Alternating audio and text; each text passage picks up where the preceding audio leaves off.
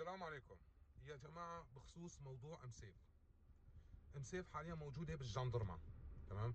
الحكومة التركية هي اللي استلمت الموضوع، فبكرة بعد بكرة بس تطلع ام سيف هي اللي بتحكي لكم القصة كلها. بس في يوتيوبر طبعا حكوا عنها بطريقة كتير حلوة، او هن اللي خلوا الترند يطلع اكثر. طبعا كل الشكر إلهم، من شروق، من علي المرجاني، من ريتا، من ديجري، من يزن الاسطورة، من ابن عدنان. طبعا بيقول المثل، في مثل بيقول، بس ما بدي اقول المثل لانه يمكن عيب شوي اني احكي، فراح اقوله بغير طريقه. المراه الاصيله بتجيب ولد او بنت اصيلين مثلها، بس جد الانسان المو اصيله فاولادك ابوها بزباله، لانه الام هي اللي بتعلم اولادها، والام هي قدوه اطفالها بتكون. وما شاء الله عليكم يا جماعه، ما قصرتوا. والاشخاص اللي تنمروا، اللي حكوا انه ام سيف عملت هاي الحركه بحاجه مشاهدات، ام سيف مو بحاجه مشاهدات عفوا. ام سيف مو بحاجه مشاهدات يا اخي.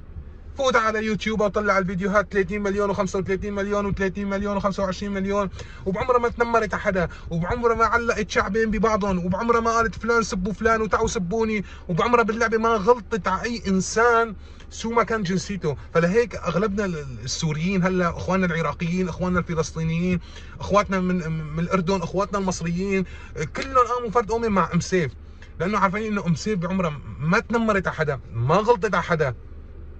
فما بعرف ليش انه يوتيوبر واحد او اثنين والمشكله انه عندهم مشتركين، انه قاعد تتنمر. ليش؟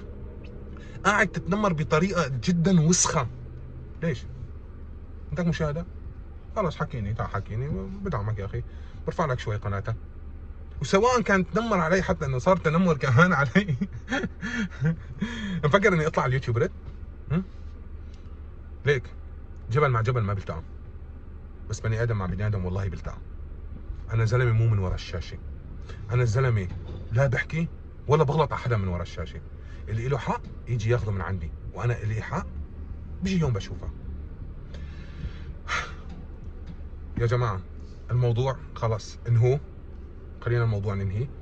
الجندرمه هي استلمت الموضوع، الحكومه التركيه هي اللي دخلت، والله يعطيكم العافيه. وشكرا كثير لكم، لكل انسان ساهم انه ينزل فيديو يسال عنا او يحكي عنا.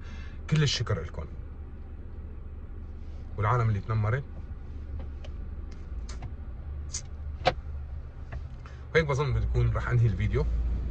السلام عليكم.